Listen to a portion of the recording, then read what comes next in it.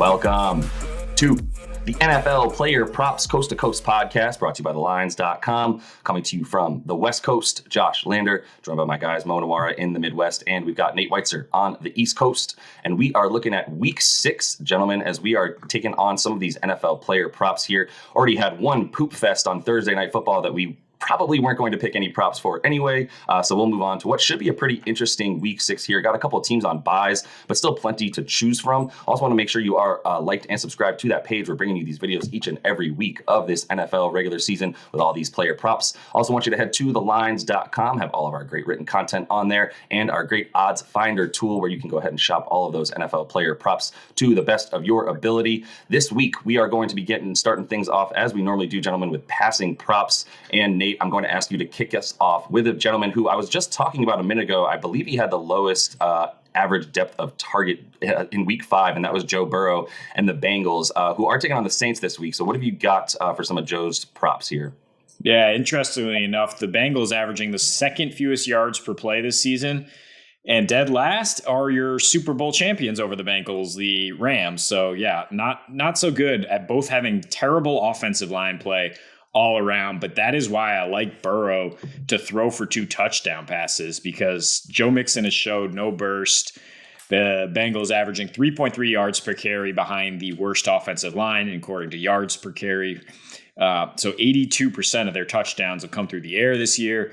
The Saints, historically under Dennis Allen, have not allowed rushing touchdowns. 2/3 of the touchdowns they've allowed at home through the air again.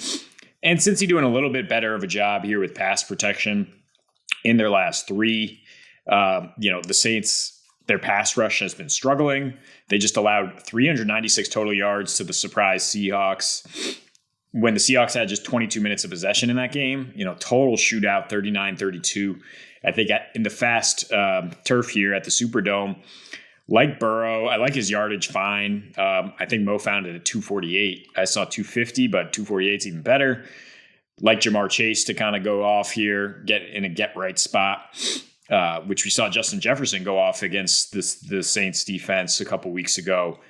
T. Higgins banged up. So Chase, Burrow, big games, I think, coming. Not a bad stack for DFS as well. Mo, I believe you're on the same page here with Mr. Burrow, no? I'm on completely the same page. I also like Joe Burrow overs here. I think some of the same reasoning, obviously, that Nate's using. The Cincy running game has been unexciting, but they seem committed to it. But the Saints are once again dominating against opposing running games. I mean, they dominated last year, and I think they were first in EPA per play allowed last year, and they're first this year.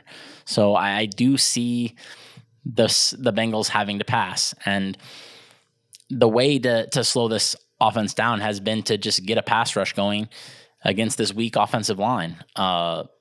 And it's just hasn't been, for some reason, something the Saints have been able to do this year. I think on paper, this looks like a very good pass rush. I don't understand why they've been so bad, but PFF thinks they're 25th. Just pressure rate, they're 5th from the worst. They blitz at a very low rate, so they can't even manufacture pressure. I think they were like bottom 3 in blitz rate. And I think these tendencies could be even more pronounced, especially like the lack of blitzing, because the Saints, I don't know what they're going to be rolling out there at cornerback this week. Marshawn Lattimore hasn't practiced, and I think Paulson Adebo is going to play, but he's a little banged up, so they might want to protect him and just him and a backup, and use a few more resources into their coverage, and that's been, I just think Joe Burrow, when he's not under pressure, he's going to usually pick you apart. I mean, that's just how he plays. He's a player who is very cerebral. He's a player who reads defenses very well. And he's a player with maybe T. Higgins sits, so I don't know if it's an elite group of receivers, but at least it's a solid group of receivers, even if he sits. So, 248.5. I think he can get over this. I also think kind of game flow could be in his favor. Honestly, I'm leaning to the over in this game because I do like what the Saints have been doing on offense. I mean, they don't have a great set of tools to work with right now with all their injuries, but they're getting creative. They're using Taysom Hill in creative ways. They're using Alvin Kamara in creative ways. If they can put up some points, then that only increases the likelihood that the Bengals are going to need to throw the ball. And, playing inside here, I think this could be a recipe for, honestly, a sneaky shootout. And yeah, it's just not that high of a passing total, kind of in the middle, but a spot where I think Joe Burrow could definitely put up 300 yards. Yeah, I support everything we're saying here. I love all the game theory. I've been following Joe Mixon's rushing ability all season. It's been non-existent. That offensive line can't even create a sliver of a hole for that man to run through. And he's not finding him either way, not really able to bounce it outside. All of those things lead to just needing to throw the ball way more. Joe Mixon's receptions are at, I believe, 3.5 right now. So are his backup in Perrine's at 3.5. So there's a ton of throws expected. You can get Burrow attempts as well. I believe it's at 34.5. Feels very high, but still, I think like you're saying about like they're going to be on a ton of 2nd and 8, 2nd and 9, 3rd and 7s if they try to rush the ball too often on 1st and 2nd down, which is going to lead to a ton more throw and pass attempts and yards. And I love Jamar Chase to have a breakout game as well. I'm hoping T. Higgins sits so Tyler Boyd gets some yards on the fantasy squad, but I do think it's all Bengals through the air that game. So I'm going to finish up the pass and props guys with Captain White Bread Kirk Cousins, if you will, 257.5 passing yards. Look, I'm going over minus 115.5, minus 115 rather on DK there for the over on 257 for him. Look, Miami gives up a ton of passing yards. We've seen it since week 1 and since they, that game against the Ravens as well. Howard is still limited. Xavier Howard's still limited. Other DB, Elijah Campbell, not practicing. Not likely both those guys will go. These guys don't really blitz at all. They don't get pressure on the quarterback. They're bottom 6 basically in hurry percentage, pressure percentage, and the like, in sacks as well. They give it the 5th most passing yards. All of their yards through the air seem to get caught. So there's a ton of reason to think that Kirk Cousins has been spraying the ball around a lot more, which has been very, very helpful. He's only failed to reach 260 yards one time this season, and I think once he stopped locking in on Justin Jefferson after week 2 when he got locked up by the Eagles in that game where he only did have 220 or so passing yards, I think you've seen him spread it out a lot more in a way that I think is going to definitely benefit them against one of the worst passing defenses in the league here. Miami has an atrocious pressure rate. They're bottom 3 in pressure rate, and yeah, I honestly looked pretty hard at this one too. It seems almost too easy, but the number is a little bit on the high side. But man, yeah. Kirk Cousins has just always been a player where if you don't put pressure on him, he will shred you. Like, say what you want about Kirk, he will make throws if you don't pressure him. But if you pressure him, he'll crumble like a cookie. But Miami's has an awful secondary so far and an awful pass rush. So it's honestly been like kind of brutal to watch their defense. It just like has to make you wonder. Maybe Brian Flores was the reason this was a good defense last year. Not too hot of a take. I like all of that for my game theory too. They've needed to score a ton of points to stay in games, which has been nice for my Tyreek Hill pickup in fantasy there. So let's move on, Nate, to rushing props and kick things off with you and a guy that hopefully you people didn't draft too high in fantasy. Speaking of fantasy, that would be Najee Harris on the atrocious Pittsburgh Steelers, who got absolutely waxed last week by those Buffalo Bills. So 43.5 rushing yards is his yardage prop here in this week against the Tampa Bay Buccaneers, who have a very good rush defense. What do you do with this? Yeah, it's funny you talk about a high fantasy pick. Like in August at some point, I had a friend text me saying, should Najee be the number 1 overall pick because of his role in a run-first offense? And I said, whoa, buddy. And that role now is not even secure at all. And I mean, it's a terrible rushing offense. It's 26th in DVOA rush offense and 4th fewest RB yards per carry behind this line. Pittsburgh is starting to just abandon that run. When they got blown out last week, they had a 23% rush play rate. Najee played 45% of snaps. Jalen Warren, who's, they basically said his role is going to increase, played 54% of snaps, ran 26 routes. They should be playing from behind again. They're plus 8.5 here. Kenny Pickett had 52 pass attempts in that game. So we were interested in Pickett and Pickens, even though Tampa Bay right now is number 1 against the pass in DVOA, 14th against the run. I think you look at historically with what this front seven's been able to do against the run. And I think that'll start to correct and start to meet more in the middle. And the Steelers, because of their poor run blocking, I don't think they're going to establish much with Najee here, who's still dealing with that foot injury. Not a guy I want to bank on. I mean, he got over this prop. His average is now 44 on the season, but he's faced with two of the worst run defenses in the league recently, in the Browns and the Jets. So for him to do that against Tampa to get to his average, I will gladly take the under. This number is staggeringly low. I just simply cannot believe that they posted this number. There's no way I would click under, but I wish you the best. But that being said, I don't have an ounce of confidence he can run for 50 yards either. It's funny that you were talking about should Najee be the number one pick. Just want to say shouts to Kyle in the hometown league. He took him second overall. And let me tell you guys, he's not having a good season. Yeah, I buy that. I don't think anybody with too many Steelers on their fantasy squad is having a very good season. Look, man, Mitch Trubisky was the starting quarterback to start the season. If you thought that offense was going to have any kind of firepower, like, shame on you. I don't know what to tell you. So, Mo, we've got a couple rushing props here, both of us involving some of these quarterbacks. Why don't you start that talk off with Jalen Hurts? Talk about his rushing prop is 48.5, which is 5 more yards than the starting running back for the Pittsburgh Steelers in 2022. Wild. So Hurts taking on the Cowboys in a game where, I don't know, man, 5.5, I think if it's still there, seems a little high. Honestly, I do love the Cowboys in these underdog matchups, but more importantly for Hurts and his 48.5 rushing yards, what say you? I'm leaning the other way, actually. I like the Eagles, but that one of the reasons that, well, it's okay, liking the Eagles is making me like Hurts under 48.5. I mean, this number is really high, obviously, but it's actually a little below his average, not by much. But I think that's what's so interesting about this number is telling me he should be rushing for around his average, but I don't think that's the case. I think there's a lot of different reasons to maybe be a little bearish on Hurts' rushing total this week. For one thing, the Cowboys play tons and tons of zone. Right now, they're ranked just a little above average in zone rate, but I think that's a lot of bit skewed by week one, where they played a ton of man against Brady and a group of gym teachers at receiver, which I completely understand. And since then, they've been playing like 80% zone. Obviously, zone is better when you're trying to limit quarterback rushing. So they should be roughly in the top 5 or on the border of the top 5 in zone rate. So that makes me think he should be a little under his normal rushing. I also think, like I said, I like the Eagles to win in a blowout sometimes here, just because Cooper Rush has not really had to do anything, and I'm not sure what's going to happen when he has to make some plays. And if the Eagles go up big, I don't think Hurts is going to run for that many yards. When I was looking at his rushing production this year, he's been much, much more weighted to his big rushing games in their closer games.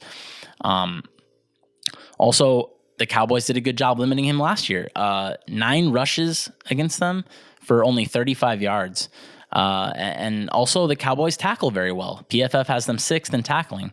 So I think a lot of things are pointing me to Hurts maybe doing a little more of his damage through the air this time. And also just like the Cowboys have been hit up the middle with a lot of regular straight ahead runs this year. So I think when the Eagles do run the ball, it's not going to be as heavy towards quarterback runs. Can I agree with Mo on the prop, but disagree that it's still going to be a close game? I think the Cowboys at plus 5.5. Yeah, I'm with Josh there. Did you know they're 14-3 against the spread in NFC games, 8-0 in division games since last season, and 10-1 against the spread on the road? I mean, I just think this defense is going to be able to focus on Jalen Hurts and let Miles Sanders or whatever else, Kenny Gainwell, beat them on those interior rushes, because that's how they're designed. So I think it's good to take the under on his rushing, and I think they're really going to say, all right, Jalen, he's an improved passer, but can you beat our corners who are pretty damn good, and force him to try to stay in the pocket and beat them that way? It's a good call.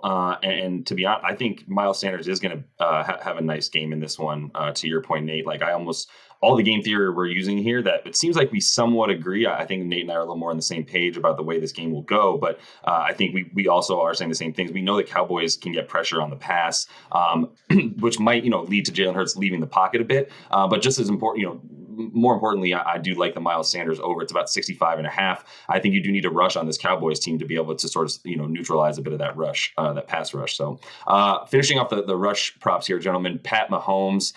Interesting because they're playing the Bills, as we all know, game of the week. 23.5 is his rush prop. Minus 130 is the over. The under is a little bit ballsier, I believe, about plus 110. So, 23.5, they definitely set it low. I mean, if in his 2 games versus Buffalo that we've seen him play, I mean, don't you guys have just like memories of Pat Mahomes just rushing all over the place against the Bills in the 2 games that he's played against them as of late? And, he's had 48.5 yards a game in those 2, 8 and 10 rushing attempts respectively in the first and second game. I just think he's going to be forced out of the pocket. The Bills do a great job of getting pressure without needing to bring a ton of blitz. They blitz, I believe, the second fewest times in the NFL, but they still get QB pressure percentage at about the 10th highest rate in the league. They allow the 8th most rushing yards to QBs, does Buffalo's defense as well, partly because you got guys like Von Miller and the like just coming all in from the sides, right, and rushing as fast as they can. So I think this does set up for Mahomes once again. I don't think they're going to get very much on the run, on the ground from any combination of Edwards-Helaire or McKinnon or Pacheco or whomever against this Bills defense, which means, Pat Mahomes is going to be throwing a lot more, which means a lot more opportunities for him to run as well once he gets flushed out of that pocket. And for him, I think he gets frustrated against that Bills defense. And when he sees a lane to run and just get an easy first down, he's like, thank God, like an easy 10 yards finally, which is not easy to come by against this Bills defense. Yeah, this is an interesting one because actually the Bills, they are even higher than the Eagles in percentage of zone. They play all the zone. I think they're going to be very, very, very conservative here. I don't think they will trust their DBs, and I don't think they should trust their DBs. So I think a lot of eyes on Mahomes here. That being said, I have to say that my anecdotal observation of the Chiefs is that the bigger the game, the more likely Mahomes is going to run for more yards. So he's way more willing to put his body on the line in bigger games. And I think he could very easily go over this for sure. I just don't know how many opportunities he's going to have, but I think if he cares to run, he's going to probably run for 30, 40 yards here. Good. That makes me feel a bit better about it. Let's move on and finish things up here, guys, with the receiving props. Kicking things off with you once again, Nate. Go ahead and let us know who your receiving prop is here. Dig and dime to Rondale Moore for the Cardinals, who has a minuscule average depth of target. I mean, this year it's actually a little higher. It's 5.5. Last year was 3.3, but he had the 6th highest catchable ball rate on those tiny little targets. So, I mean, 5.5 receptions, you're getting plus 120 at least across the board. He had 7 catches last week on 8 targets, played 91% of the snaps. So he's over that ACL injury. We have one more week without DeAndre Hopkins. And then that's all to talk about role before we talk about matchup. I mean, the Seahawks, is a terrible pass defense. Arizona, 27th in pass defense. So this game is definitely where you go for your props, for your DFS stacks. And, more specific matchup, it looks like, is against slot corner Kobe Bryant, who's 6'1", 193, allowing 13 yards per reception. I don't see how he could stay with him in the slot. The Cardinals finally put Moore in the slot more last week. Actually played him in front of A.J. Green in 2 wide sets because A.J. Green is dust at this point. And, so I just think we'll see plenty back and forth. 44.5 yards. You're not getting as much juice there, but I think Moore will find a way to take those short targets and get them further downfield. But I think the receptions is what I prefer because he's getting so much work close to the line of scrimmage. Mo, before you respond to anything he just said, is A.J. Green dust? I would hope Rondale Moore could play over A.J. Green. I don't know what juice they were feeding that guy for those few weeks last year, but he is back to being beyond a pumpkin. Yeah, well, either way, I think 5.5 receptions at plus 125 in a game where, there's going to be a ton of throws back and forth against the bad defenses in this one, similar to how we've seen Seattle shoot out with a ton of different teams this year, right? So Geno Smith in that MVP conversation, by the way, throwing to my guy Tyler Lockett on my fantasy team. Look, just saying right now, it is what it is. We'll see where he's at towards the end of the season. Let's move on, though, to your receiving prop here, Mo, which is Mr. Christian McCaffrey. 39.5 yards is what this sits at. I don't love his ability to rush as much as I do his ability to continue to catch balls in this game. Of course, Nate accuses me of overvaluing the Rams all the time here. So, are you properly valuing the Rams here to say that Christian McCaffrey out of the backfield is going to be an all-day kind of thing? Yeah, I think I'm with you. I can't say I took a good look at his rushing prop. Maybe it was in the 50s. 60.5. But what if Carolina just goes down 14-0 in the first 5 minutes? I mean, that could obviously happen. Then he's just not really going to go over that. But I think, man, you can get this over 39.5 minus 110 at BetMGM.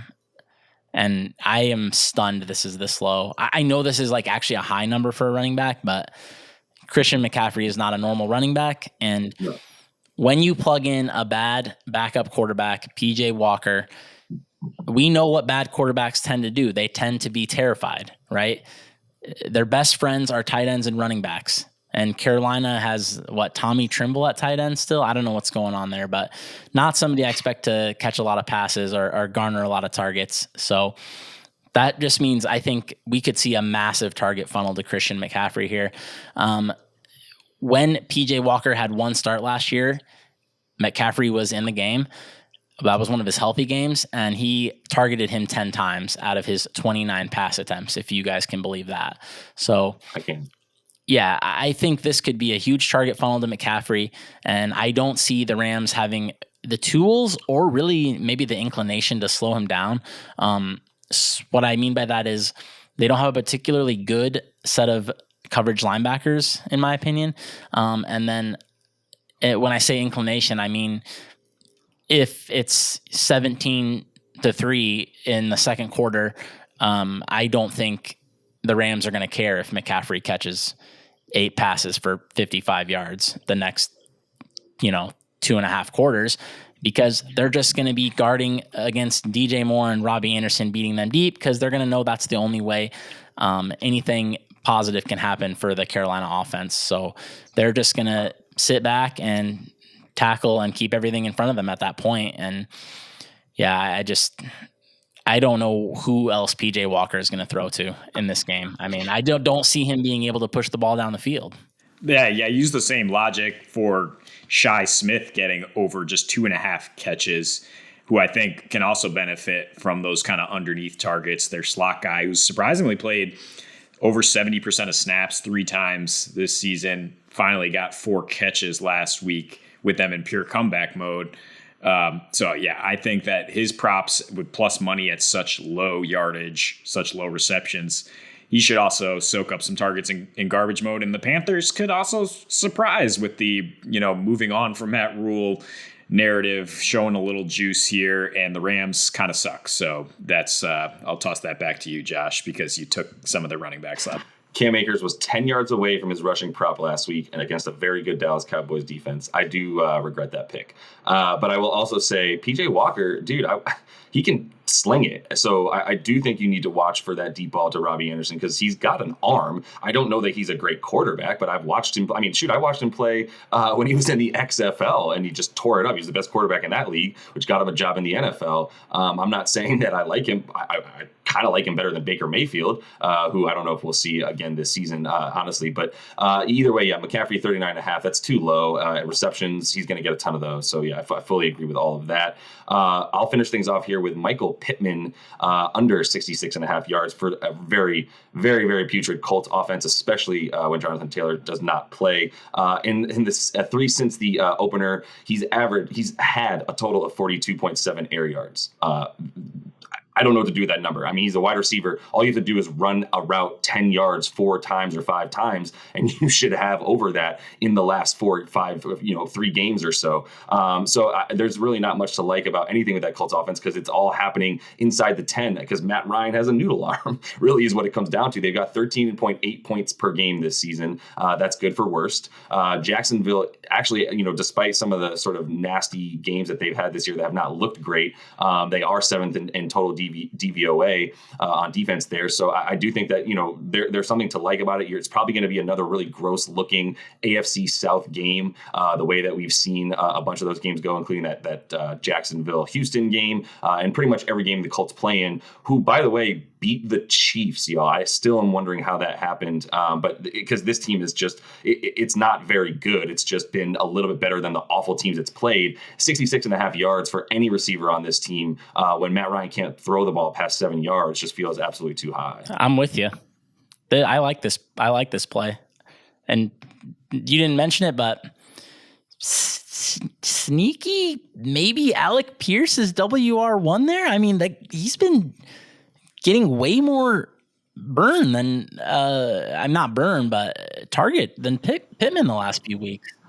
And he's the only guy that runs routes effectively within the radius that Matt Ryan can actually reach. You know what I mean? So yeah, Alec Pierce is getting more of the downfield targets. Pittman, speaking of overvalued fantasy drafts, he had that one big week to open the season. He actually had 110 air yards to get those 121 yards. So not getting anything really beyond the line of scrimmage. And Ryan's arm may be a question there, but it's his lack of mobility and the lack of pass protection that is the biggest concern here for the Colts. We saw what happened in week 2 against this Jags team.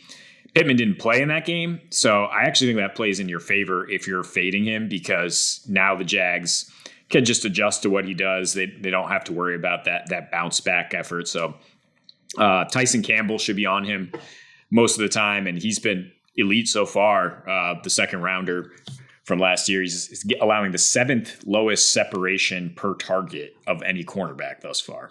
It is crazy the stats that you can pick up in the NFL these days. Some really great tools out there. But that is all the time that we have for you guys in this one. Make sure you are liked and subscribed to that page. Continue to follow along with us as we bring you these NFL player props each and every week. And until we see you next, happy betting.